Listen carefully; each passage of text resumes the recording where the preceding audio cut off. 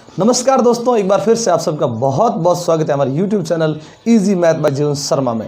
दोस्तों, आज का अपना जो चैप्टर है उसमें हम घनाभ और घन से संबंधित क्षेत्रफल के और आयतन के सभी महत्वपूर्ण सूत्रों के बारे में पढ़ेंगे। दोस्तों, अगर आप ये वीडियो पूरा अंत तक देखते हैं तो ये सूत्र आपको कभी रटने की ज़रूरत नहीं पड़ेगी, क्योंकि आपको ऐसा लगेगा जैसे कि इन सूत्रों का निर्माण आपने स्वयं ने किया है। इसलिए आप इस वीडियो को अंत तक ज़रूर देखें और फिर ऐसे महत्वपूर्ण सूत्र आप बनाना सीखिए। तो चलिए बढ़ते हैं आज के चैप्टर की तरफ और मिलते हैं वीडियो के अंत में।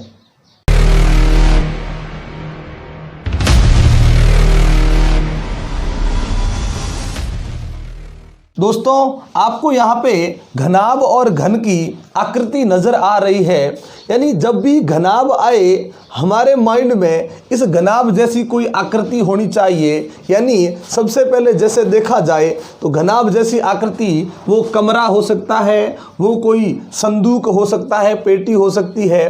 लेकिन जब भी ये इस प्रकार की आकृति आपको घनाभ पूछी जाती है, हम इसके जो सूत्रों का अभी निर्माण करेंगे उसके लिए ऐसा करें कि सबसे पहले अपने माइंड में कमरे के बारे में सोचें। ध्यान रखें, घनाभ बोला उसमें कमरे के बारे में सोचें। पूरा कमरा अगर हम देखते हैं तो कमरे में क्या क्या होता है देखिए। सबसे पहले देखते हैं उसका पृष्ठ वाला भाग।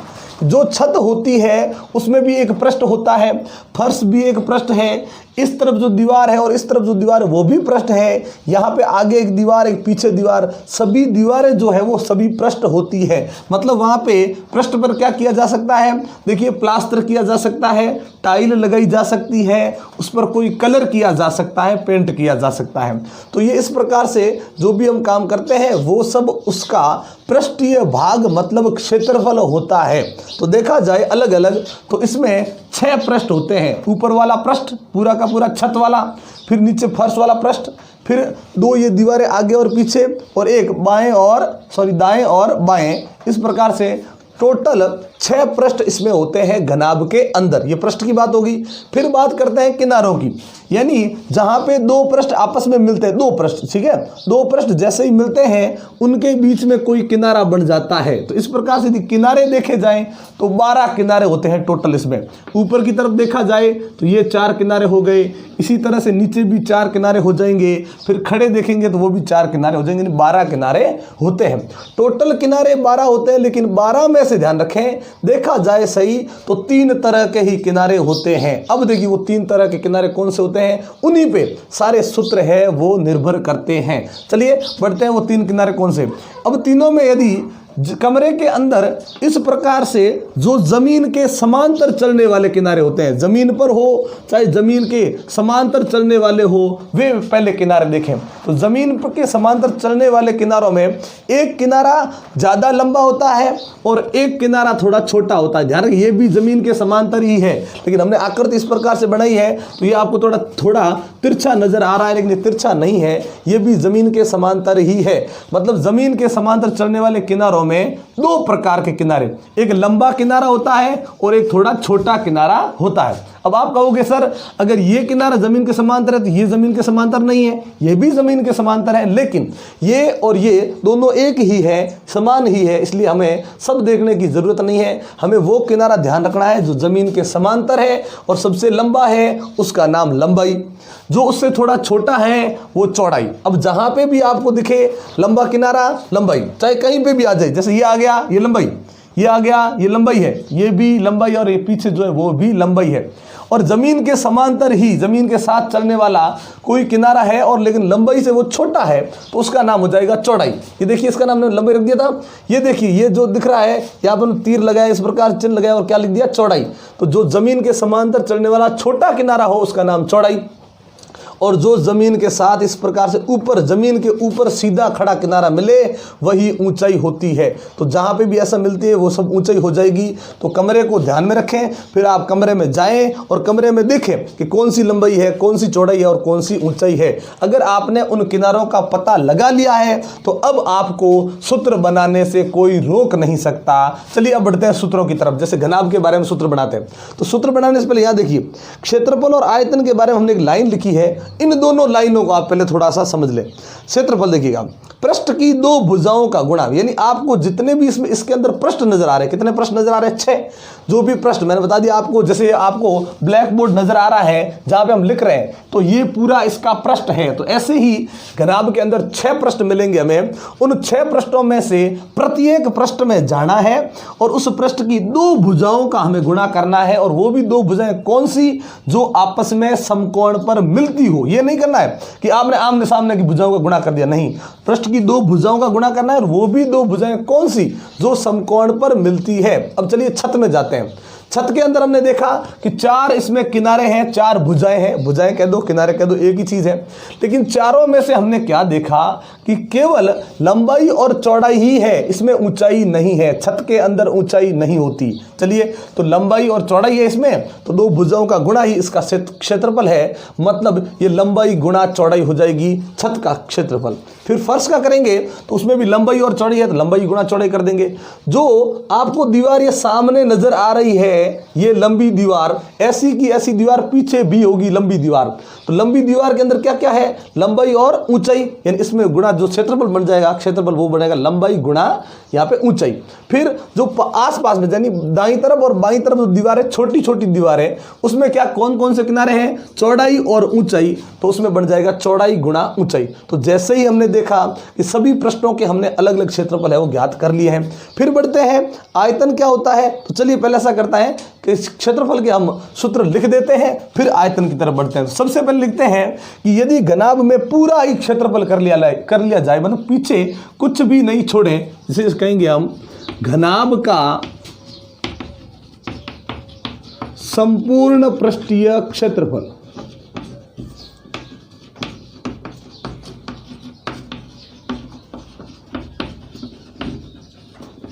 अब देखिए इसका सूत्र करते हैं, घनाभ का संपूर्ण पृष्ठीय क्षेत्रफल, एक भी पृष्ठ पीछे नहीं छोड़ना है।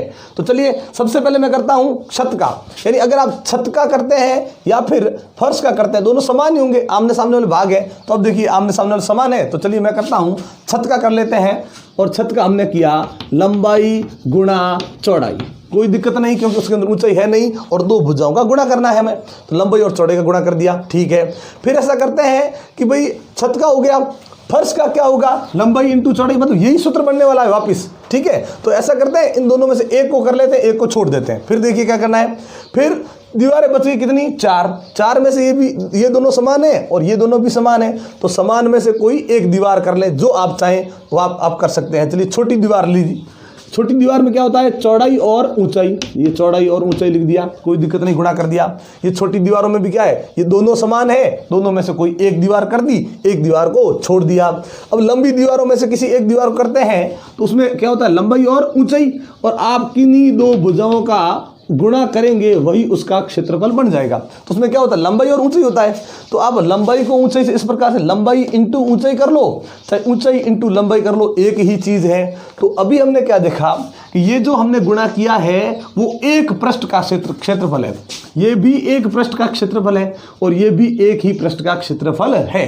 लेकिन हमें तो यहाँ पे 3 पृष्ठों का नहीं 6 पृष्ठों का करना है। तो अब करें क्या?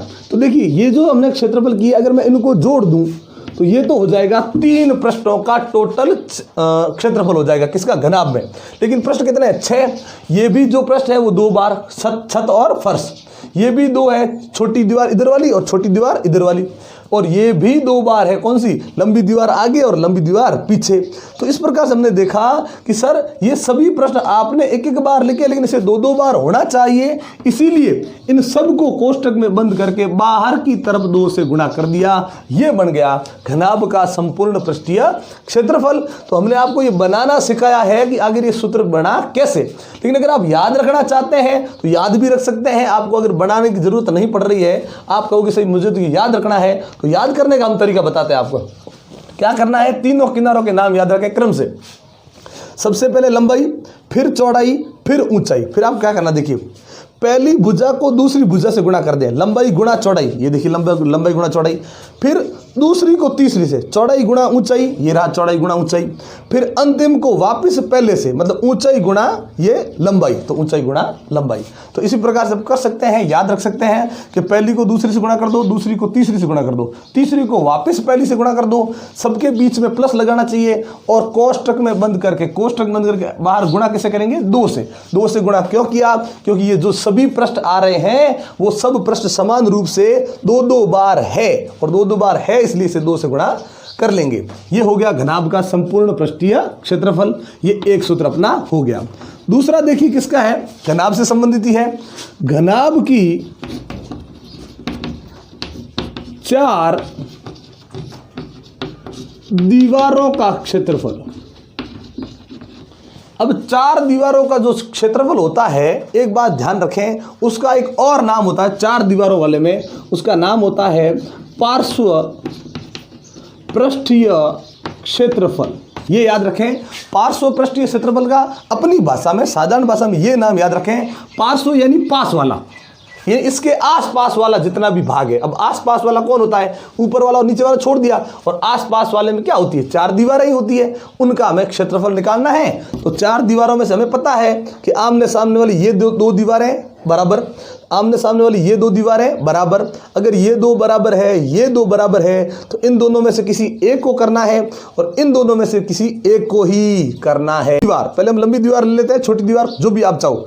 लंबी दीवार ली तो क्या होता है, लंबी दीवार में लंबाई और ऊंचाई होती है, दीवारों में एक भुजा ऊंचाई होगी, यह तय है। फिर छोटी दीवार ली, वो होती है चौड़ाई इंटू ऊंचाई, हो गए 2, फिर इनकी जोड़ कर दी। ये लंबी दीवार 1, ये छोटी दीवार 1, लेकिन लंबी दीवारें 2 है, छोटी दीवारें भी 2 है, तो इसे भी 2 से इस प्रकार से बंद करके 2 से गुणा कर लेंगे। ये हो गई घनाभ की 4 दीवारों का क्षेत्रफल, या कह दो पार्श्व पृष्ठीय क्षेत्रफल। फिर नंबर 3 में, यदि घनाभ की, ध्यान रखें, यदि घनाभ की 4 तो दीवारें ले ली, 4 दीवारों और फिर क्या ले लिया, इस छत में से या फर्श में से किसी एक भाग को ले लिया, जैसे ले लिया छत का क्षेत्रफल। अब ये कब होता है, जैसे मान लीजिए दे दिया कि कमरे के अंदर जाना है, फिर उस पर पेंटिंग करनी है जो दीवारों पे और छत पे करनी है, तो उस कंडीशन में ये सूत्र आएगा। अब ये सूत्र बनाते हैं कैसे, देखिए पहले तो आप देखिए घनाभ की 4 दीवारों, 4 दीवारों करते हैं। 4 दीवारों के लिए मैंने क्या बताया, सबसे पहले लंबी दीवार तो लंबाई गुणा ऊंचाई, ये ध्यान रखना, लंबाई गुणा चौड़ाई मत करना, पहले दीवारों को करना है। तो लंबाई गुणा ऊंचाई, एक लंबी दीवार, फिर करेंगे छोटी दीवार, ये चौड़ाई गुणा ऊंचाई, लेकिन लंबी दीवारें 2, चौड़ी दीवारें भी 2, तब 4 होगी ना, तो इस पूरे को 2 से कर देंगे गुणा। ये तो अपना बना केवल दीवारों का क्षेत्रफल। अब देखिए यहाँ पे छत का क्षेत्रफल, क्या छत का क्षेत्रफल यहाँ पे 2 बार लेना है, नहीं लेना है, इसलिए कोष्टक के अंदर नहीं, कोष्टक के बाहर जोड़ेंगे, जोड़ना है ये तय है, जोड़ेंगे। और छत का क्षेत्रफल में पता है कि छत के अंदर ऊंचाई नहीं होती, तो क्या होती है, लंबाई गुणा चौड़ाई, और वो केवल एक बार लिखेंगे क्योंकि इसे 2 से गुणा नहीं करेंगे। छत और फर्श दोनों होते हैं, जैसे इसमें घनाभ के संपूर्ण पृष्ठीय क्षेत्रफल में ये देखिए हमने सबसे पहले छत का ही लिखा है और बाहर उसे 2 से गुणा भी हो रहा है, तो छत का एक बार लिखा, जैसे ही 2 से गुणा करेंगे छत और फर्श दोनों का क्षेत्रफल है वो हो जाएगा। तो इस प्रकार से ये घनाभ से संबंधित हमने क्षेत्रफल के सूत्र है वो बनाने सीख लिए हैं। अब एक आयतन का सूत्र बनाते हैं। देखिए नंबर 4 पे घनाभ का आयतन बनाते हैं।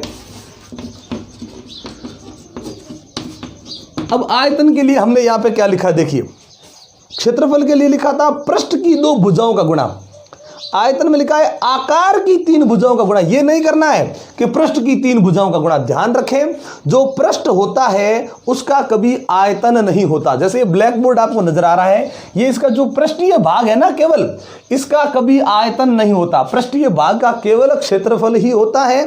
लेकिन जब कई पृष्ठ आ जाए और उसके बीच में कोई बर्तन जैसी आकृति बन जाती है, जब आपको नजर आता है ये केवल सर बर्तन की जैसी आकृति है, चाहे बड़ी हो छोटी हो, लेकिन बर्तन के जैसी आकृति है, उसके अंदर कोई जगह है, स्थान है, तो उसी का आयतन होता है। और यहां पे लिखा है आकार की 3 भुजाओं का गुणा। आपको इस पूरे आकार को देखना है, जितने भी किनारे हैं उसमें यह देखना है कि कितने प्रकार के किनारे आपको नजर आ रहे हैं जो एक शीर्ष पर मिल जाए। ध्यान रखें, किसी एक शीर्ष पर, बस कुछ नहीं देखना है, आकार की 3 ऐसी भुजाओं का गुणा करेंगे जो एक ही शीर्ष पर मिलती हो। क्षेत्रफल के लिए 2 भुजाओं का गुणा करेंगे जो एक दूसरे से मिलती हो समकोण पर, उनका गुणा करते हैं। और यहाँ पे अब आयतन करना है ना, तो शीर्ष देखा, फिर यहाँ पे मिलने वाली तीनों भुजाओं का गुणा। इस शीर्ष पे ये देखिए लंबाई आकर मिल रही है, फिर चौड़ाई आकर मिल रही है, फिर यहाँ पे ऊंचाई आकर मिल रही है। कुछ भी नहीं करना, आयतन के लिए हमें इन तीनों भुजाओं का गुणा करना है, लंबाई गुणा चौड़ाई गुणा ऊंचाई। जैसे ही तीनों का गुणा किया, ये इस घनाभाकार आकृति का हो गया आयतन। तो इस प्रकार से क्षेत्रफल कहे तो पृष्ठ की 2 भुजाओं का गुणा, आयतन कहे तो पूरे आकार की उन तीनों भुजाओं का गुणा जो सूत्र में लगाई जा सकती है। तो अब देखिए 4 सूत्र हमने बनाए, सभी सूत्रों के अंदर काम आने वाली 3 चीजें हैं, लंबाई चौड़ाई और ऊंचाई। मतलब यदि घनाभ से संबंधित कोई प्रश्न आया तो उसमें यदि लंबाई चौड़ाई और ऊंचाई तीनों के मान दिए हुए हैं तो हम कुछ भी ज्ञात कर सकते हैं। लेकिन यदि तीनों में से कोई एक आध चीज है वो छूट जाए, मान दिया हुआ ना हो, तो हमारा काम ये रहेगा कि पहले उस छूटी हुई चीज की कमी पूरी करें, फिर हम कुछ भी ज्ञात कर सकते हैं। तो सबसे पहले ध्यान रखें, घनाभ में सबसे मुख्य लंबाई चौड़ाई और ऊंचाई है, जिसके कारण ही सूत्रों का निर्माण होता है और जिसके कारण हम कुछ भी ज्ञात कर सकते हैं। तो चलिए इसी प्रकार से बढ़ते हैं घन की तरफ। यहां पे हमें ये घन की आकृति नजर आ रही है। घनाभ और घन में ज्यादा अंतर नहीं है, थोड़ा सा अंतर है। क्या अंतर है? देखिए कि घनाभ के अंदर लंबाई चौड़ाई और ऊंचाई तीनों के मान अलग अलग होते हैं, या फिर तीनों में से 2 मान समान हो सकते हैं लेकिन एक मान समान नहीं होगा। मतलब ये असमानता नजर आएगी जरूर। लेकिन घन के अंदर क्या होता है दोस्तों कि यही आकृति है लेकिन उसमें लंबाई चौड़ाई और ऊंचाई तीनों के मान समान होते हैं। मतलब अगर इसका ऊपर वाला पृष्ठ देखा जाए तो चारों भुजाएं समान, यानी इस घनाभ का प्रत्येक पृष्ठ आयत के आकार का होता है और घन का प्रत्येक पृष्ठ है वो वर्ग के आकार का होता है। 6 पृष्ठ इसमें भी होंगे, छत होगी, फर्श होगी, ठीक है, बाएं और दाएं 2 दीवारें होंगी, आगे और पीछे भी 2 दीवारें होंगी। तो इसमें भी 6 पृष्ठ होते हैं। और यदि 6 पृष्ठों का क्षेत्रफल करके जोड़ दिया जाए तो वो बनेगा यहाँ पे भी घन का संपूर्ण पृष्ठीय क्षेत्रफल।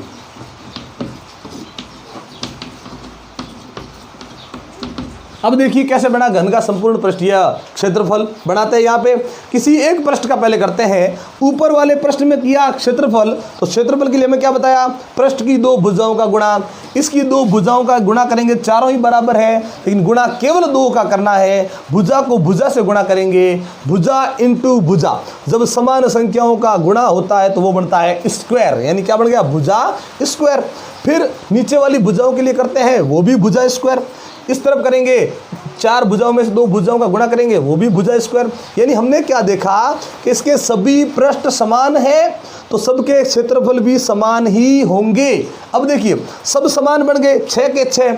अब उन सबको जोड़ेंगे तो हमने यहाँ पे क्या बताया था कि जो भी समान हो वो केवल एक बार लिखना है और फिर वो 2 बार है तो उसे 2 से गुणा कर देंगे। लेकिन यहाँ पे सब समान है तो हम केवल एक क्षेत्रफल को यहाँ लिखेंगे। क्या बन गया? भुजा स्क्वायर। ये नहीं सोचना है कि घनाभ के अंदर सूत्र बनाया वो सूत्र अलग थे, ये सूत्र अलग है, कोई अलग नहीं। वहाँ पे ध्यान रखें 2 भुजाओं का गुणा किया था लेकिन दोनों असमान थी, लंबाई और चौड़ाई असमान थी। इसमें भी 2 भुजाओं का गुणा किया लेकिन दोनों ही समान है, इसलिए भुजा इंटू भुजा बन गया भुजा स्क्वायर। वहाँ लंबाई इंटू चौड़ाई था, एक समान है, दोनों एक ही सूत्र है, कोई अलग सूत्र नहीं है। अब सोचिए कि इनको कितनी बार जोड़ें कि घन का संपूर्ण पृष्ठीय क्षेत्रफल बन जाए। तो 1, ये 2, यहाँ देखिए 2 और 2 4, 4 और 2 कितने हो गए? 6, यानी 6 बार जोड़ना पड़ेगा और यही सूत्र। तो फिर 6 बार जोड़ने की जरूरत नहीं, सीधा 6 से ही से गुणा कर देंगे। यहाँ पे 2 समान थे, 2 से गुणा किया, जो समान नहीं थे उनकी हमने जोड़ कर ली। इसमें ये 6 बार है, 6 से सीधा ही गुणा कर दिया, ये हो गया घन का संपूर्ण पृष्ठीय क्षेत्रफल। अब नंबर 2 देखिए, अब है घन की 4 दीवारों का क्षेत्रफल। 4 दीवारों का क्षेत्रफल मैंने अभी आपको बताया कि उसे क्या कहते हैं? पार्श्व पृष्ठीय क्षेत्रफल। पार्श्व यानी पास वाला भाग। अब पास वाला भाग देखते हैं सर क्या होता है। वही छत को छोड़ दें, फर्श को छोड़ दें, बच गई 4 दीवारें और इसमें चारों की चारों समान है, किसी एक पृष्ठ का करते हैं तो क्षेत्रफल बनता है भुजा स्क्वायर और 4 दीवारें हैं इसलिए 4 से क्या कर देंगे गुणा, ये चारों दीवारों का हो जाएगा, इसमें कोई अलग है ही नहीं। नंबर 3 पे अब है घन की 4 दीवारों और छत का क्षेत्रफल। अगर देखिए छत आ जाए तो छत ले लें, फर्श आ जाए तो कोई दिक्कत नहीं, छत और फर्श तो समान ही होते हैं, तो छत का क्षेत्रफल। अब इनका करते हैं क्या होता है, पहले 4 दीवारों का तो हमें पता है भुजा स्क्वायर भुजा स्क्वायर भुजा स्क्वायर भुजा स्क्वायर, फिर छत आई उसका भी क्या है भुजा स्क्वायर, तो सूत्र बन जाएगा यहाँ पे अपना 5 गुणा भुजा स्क्वायर। तो ये जो सूत्र बना उसमें भी कोई दिक्कत नहीं, भुजा स्क्वायर है 5 बार आ गया, यानी इसमें कोई असमानता है नहीं, इसलिए इस प्रकार के सूत्र है वो बन गए हैं। अब करते हैं नंबर 4 पे घन का आयतन। अपना वही तरीका ध्यान रखें कि आयतन मतलब क्या बताया था हमने, यहाँ पे आकार की 3 भुजाओं का गुणा। इसमें जाएं और किसी एक शीर्ष को देखना है और उस एक शीर्ष पर कितनी भुजाएं आकर मिल रही है। यहाँ पे देखिए 3, कोई भी शीर्ष ले ले, ये नहीं है कि मैंने ये शीर्ष लिया था आपको यही लेना है, आप ये शीर्ष लोगे तो वहाँ पे भी 3 मिल रही है। फिर उन तीनों के देखें नाम, इसमें देखिए ये शीर्ष लिया था, तीनों के नाम देखे, क्या नाम थे, लंबाई चौड़ाई और ऊंचाई, तीनों का गुणा कर दिया। यहाँ पे देखिए यहाँ से आ रही है, यहाँ से आ रही है और यहाँ से आ रही है, तीनों ही क्या है समान, मतलब तीनों का नाम भुजा भुजा भुजा। जैसे ही तीनों का गुणा करेंगे वो बन जाएगा भुजा क्यूब बन जाएगा, यानी भुजा का हो जाएगा यहाँ पे घन। यानी ध्यान रखें क्षेत्रफल में भुजा को 2 बार गुणा करते हैं, भुजा गुणा भुजा, इसलिए भुजा का क्या बन गया था स्क्वायर। आयतन में 3 बार गुणा करना पड़ेगा तो भुजा गुणा भुजा वो बन जाएगा भुजा क्यूब, यानी भुजा का घन हो जाएगा। ये हो गए इसके क्षेत्रफल और आयतन से संबंधित सूत्र। तो दोस्तों आज की वीडियो हम यहीं पे समाप्त करते हैं। ये वीडियो आपको कैसी लगी ये हमें कमेंट बॉक्स में लिखकर ज़रूर बताएं, अगर अच्छी लगी हो तो लाइक और शेयर कर दें। दोस्तों ये हम केवल घनाभ और घन के लिए लेकर आए हैं, इससे हमारी जो अगली वीडियो होगी वो बेलन, शंकु और गोले से संबंधित होने वाली है, इसलिए दोस्तों अगली वीडियो के लिए भी तैयार रहें। एक बार आप सबका बहुत बहुत धन्यवाद हमारे चैनल को सब्सक्राइब करने के लिए और हमारे वीडियोज़ को लगातार देखने के लिए। लेकिन अगर आप हमारे चैनल पर नए हैं और हमारी ये वीडियो आप पहली बार देख रहे हैं दोस्तों, तो हमारे चैनल को सब्सक्राइब करना ना भूलें और बेल आइकन जरूर दबाएं ताकि जब भी इस प्रकार के इंटरेस्टिंग वीडियो हम आपके लिए लेकर आएं नोटिफिकेशन आपको मिलती रहे। तो इसी प्रकार के इंटरेस्टिंग वीडियो देखने के लिए जुड़े रहे हमारे साथ, तब तक के लिए नमस्कार, जय हिंद, जय भारत।